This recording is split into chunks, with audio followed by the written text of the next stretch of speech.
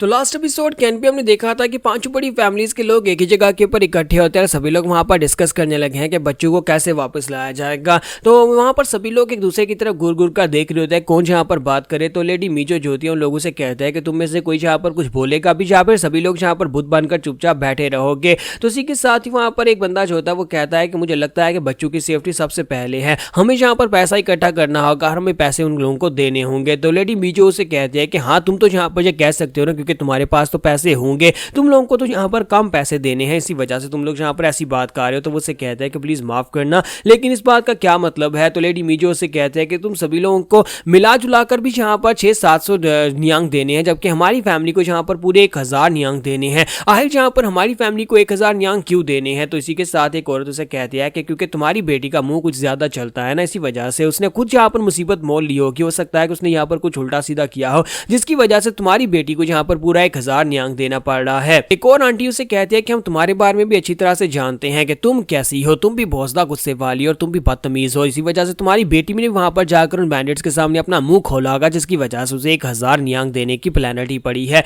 तो ये बात सुनने के बाद लेडी मीजो गुस्से के साथ से कहती है अपनी बकवास बंद करो, तुम यहाँ पर ये क्या बात कर रही हो। जबकि फादर उन्हें शांत करवाने की कोशिश करते और कहते हैं कि शांत हो जाओ, हम सभी के बच्चे वहां पर हम सभी को अपने बच्चों को वापस लेकर आना है। वो वहां पर बैंडिट्स के हाथ में और बैंडिट्स उनके साथ कुछ भी कर सकते हैं, अगर उन्हें वापस लाना है तो फिर हमें पैसे देने ही पड़ेंगे। तो जहां पर डैमयोंग के फादर उनसे कहते हैं कि हाँ हमें भी यहाँ पर 500 नियांग देने का कहा गया और हमारी फैमिली के लिए 500 नियांग इकट्ठे करना काफी ज्यादा मुश्किल है। तो लेडी मीजो कहती है कि तुम सभी लोग यहाँ पर 5 बड़ी फैमिलीज के लोग हो, क्या सभी लोग एक ग्रुप बनाकर उनके ऊपर अटैक करने के लिए नहीं जा सकते। हम सभी लोग वहां पर जाते हैं और जाकर 5P बैंडिट्स को खत्म कर देते हैं और उनके पास अपने बच्चों को ले आते हैं। जब किसी के साथ हीवन सेक्टर के एल्डर जो होते हैं निकल कर आते हैं और उन सभी लोगों से कहते हैं कि शांत हो जाओ, शांत हो जाओ, कोई भी यहाँ पर उन बैंडिट्स के सामने अपना सर नहीं झुकाने वाला। हम लोग उन बैंडिट्स को सबक सिखाएंगे और बहुत ही अच्छे से सबक सिखाएंगे। तो मैं यहाँ पर तुम सभी लोगों से पहले बात करता हूँ, तुम सभी लोगों से जानता हूँ कि यार तुम सभी लोग इस बारे में क्या कहते हो, लेकिन बच्चों की सेफ्टी बहुत ज्यादा जरूरी है, इसी वजह से हम लोग उनको पैसे भी देंगे और साथ ही उनके ऊपर अटैक भी करेंगे। तो डैमयोंग के फादर उसे कहते हैं कि इस बात का क्या मतलब है हीवन सेक्टर लीडर, क्या आप यहाँ पर ये चाहते हैं कि हम लोग उनके ऊपर जाकर अटैक कर दें, लेकिन हमारी फैमिली के मोस्ट टैलेंटेड बच्चों को उन लोगों ने किडनैप करके रखा हुआ है। वो बच्चे कोई ऐसे वैसे बच्चे नहीं थे, बल्कि 5वीं यहाँ पर लोजैंग में 5 हीरोज के नाम से काफी ज्यादा फेमस थे। अगर बैंडिट्स ने उन्हें किडनैप कर लिया तो इसका मतलब यह है कि बैंडिट्स के पास भी काफी सारे पावरफुल मार्शल मास्टर्स हो सकते हैं जिन्होंने ये किया होगा। तो इसी के साथ ही सेक्टर लीडर उनसे कहता है कि हाँ मुझे लगता है कि तुम लोग वाकई में ठीक कह रहे हो, इसी वजह से तो मैं खुद यहाँ पर इस रेड का हिस्सा बनने वाला हूँ। तो मूबैक कहता है क्या आप खुद यहाँ पर जाएंगे। तो वो कहते हैं हाँ मैं खुद यहाँ पर जाने वाला हूँ। मैं चाहता हूँ कि तुम सभी लोग अपने अपने सेक्टर से किसी रिप्रेजेंटेटिव को भेजो, तुम सभी लोग अपने सेक्टर से फाइटर्स को भेजो और हम सभी लोग मिलकर एक टीम बनाकर वहां पर जाएंगे, जाकर 5 वीक बैंडिट के ऊपर अटैक करेंगे, उन सभी बैंडिट्स को भी मार डालेंगे और साथ ही अपने बच्चों को भी वहां पर से आजाद कर लेंगे। ये बात सुनते हुए सभी लोगों को हौसला मिलता है, क्योंकि सेक्टर लीडर जो है वो खुद काफी ज्यादा स्ट्रॉन्गर इंसान है और उनके पास भी अपना एक खास टाइटल है। और वो लोग सोच रहे होते हैं कि अगर ये खुद वहां पर जाएगा फिर हमें पैसे भी नहीं देने पड़ेंगे और हम अपने बच्चों को भी बचा लेंगे। जबकि मूबैक सोच रहा होता है कि मेरी मदर तो इस बात में काफी ज्यादा खुश है, क्योंकि हमारे पास तो यहाँ पर 1000 नियांग है नहीं है, हम लोग कहाँ से 1000 नियांग लेकर आएंगे।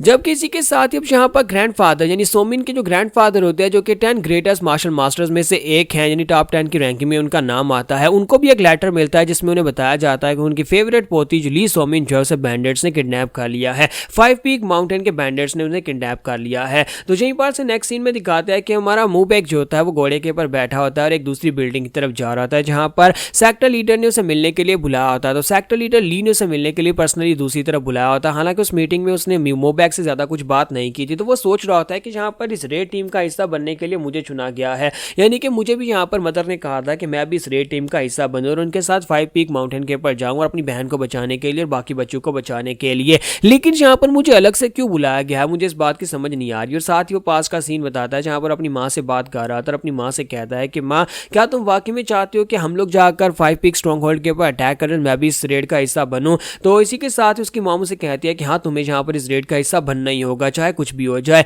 तो हमारा मूबैक कहता है लेकिन जहां पर इस रेड के हिस्से में आप किसी और सोल्जर को भी तो भेज सकते हैं, क्या मेरा वहां पर जाना जरूरी है। तो मदर उसे कहती है कि बच्चे मैं चाहते हूँ कि तू वहां पर जाकर अपने स्किल्स का शो ऑफ करो, ये एक बहुत ही अच्छा मौका है, तुम जहां पर हीवन सेक्टर के लीडर के सामने अपने स्किल्स को शो ऑफ कर सकते हो और बाकी की फैमिलीज के सामने भी, वो सभी लोग तुम्हारे स्किल्स को देखेंगे और उसके बाद तुम्हारा नाम और भी ज्यादा फेमस हो जाएगा। क्या तुम मेरी बात को समझ रहे हो। तो वो कहता है जी माँ मैं आपकी बात को समझ तो रहा हूँ, लेकिन मुझे लगता है कि ये काम मेरा तो नहीं है, लेकिन इसके बावजूद आप मुझे भेज रही हैं है तो फिर ठीक है, मैं वहां पर चला जाता हूँ, लेकिन मैं इतने दिन घर से बाहर रहूंगा तो फिर हमारी फैमिली के यानी वारियोंग मैनर के बाकी के सोल्जर्स को जिनको मैं ट्रेनिंग देता हूँ उनकी प्रैक्टिस खराब हो जाएगी। तो मदर उसे कहती है कि तुम्हारा ब्रदर स्योबेक है ना, वो किस दिन काम आएगा, वो निकम्मा यहाँ पर उन सभी की ट्रेनिंग को देख लेगा, तुम्हें उनके बारे में परेशान होने की जरूरत नहीं है, तुम चुपचाप यहाँ पर इस मिशन के ऊपर जाओ। तो मैं तुम्हें यहाँ पर जो ऑर्डर दे रही हूँ वो चुपचाप मेरी बात मानो, जो तुम्हारी भलाई के लिए है। तो लेडी मीचो जो होती है वहां पर गुस्से के साथ जब बात करती है, इसी के साथ ही हमारा मुबेक जो होता है वो आगे से शांत हो जाता है और कहता है कि मॉम, तुम्हें यहाँ पर कौन मना सकता है, हर बार तुम यहाँ पर इस तरह से गुस्सा करके मुझे अपनी बात मनवा लेती है। और इसी के साथ ही जो होता है वो दरवाजे पर पहुंच जाता है, जहां पर बंदा उसे कहता है कि सर,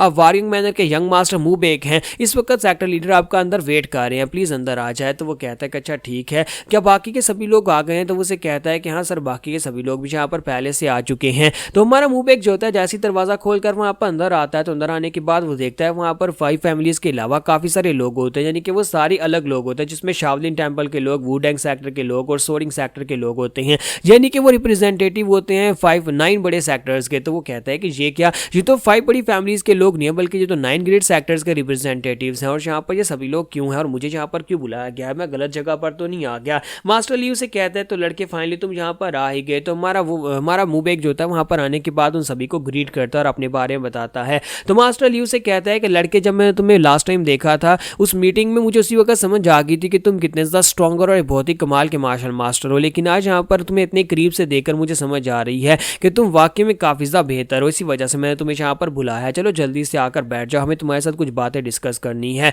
तो वो कहता है लेकिन सेक्टर लीडर, यहाँ पर आप इन सभी लोगों के साथ क्या बात डिस्कस कर रहे हैं, क्या हम सभी लोग मिलकर 5 पीक स्ट्रॉन्ग होल्ड के ऊपर अटैक करने के लिए जाने वाले हैं? तो वो उसे कहता है कि नहीं बच्चे, हम लोग 5 पीक स्ट्रॉन्ग होल्ड के ऊपर नहीं जाने वाले, बल्कि यहाँ पर मसला कुछ और है, हम तुम्हारे साथ किसी और बात को शेयर करने वाले हैं, और ये बात बहुत बड़ी सीक्रेट है और इस बात को इस कमरे से बाहर नहीं जाना चाहिए। तो मुबेक कहता है कि इस बात का क्या मतलब है कि हम लोग किसी और जगह के ऊपर जाकर अटैक करेंगे? तो मास्टर जो होते हैं सभी लोग उसे कहते हैं कि सभी लोग शांत हो जाओ, मेरी बात को ध्यान से सुना, ये एक बहुत इंपॉर्टेंट बात है, और यहाँ पर जितने भी लोग हैं इस बात का बाहर जाकर किसी के सामने जिक्र नहीं कर सकते, मैं जो भी बताने वाला हूँ बहुत ज़्यादा कॉन्फिडेंशियल बात होने वाली है। अब सभी लोग गौर से उसकी बात को सुन रहे होते हैं। तो इसी के साथ ही मास्टर उनसे कहते हैं कि लास्ट नाइट हमें यहाँ पर एक मैसेज मिला था, और उस मैसेज में बताया गया था कि यूमजंग कल्ट के लोग यानी डिमोनिक कल्ट के लोग वापस आ गए हैं, वो म्यूरियम में वापस अपना सर उठा रहे हैं। तो ये बात सुनने के बाद सभी लोगों को झटका लगता है, वो कहते हैं कि ऐसा कैसे हो सकता है, 20 साल पहले डिमोनिक कल्ट के लोगों को खत्म कर दिया गया था, ये डिमोनिक कल्ट के लोग वापस कैसे आ गए हैं? तो सेक्टर लीडर उनसे कहता है कि हम सभी लोगों को भी यही लगता था कि 20 साल पहले जो बड़ी फाइट हुई थी डिमोनिक सेक्टर के साथ, उसके बाद डिमोनिक सेक्टर के लोग खत्म हो गए हैं,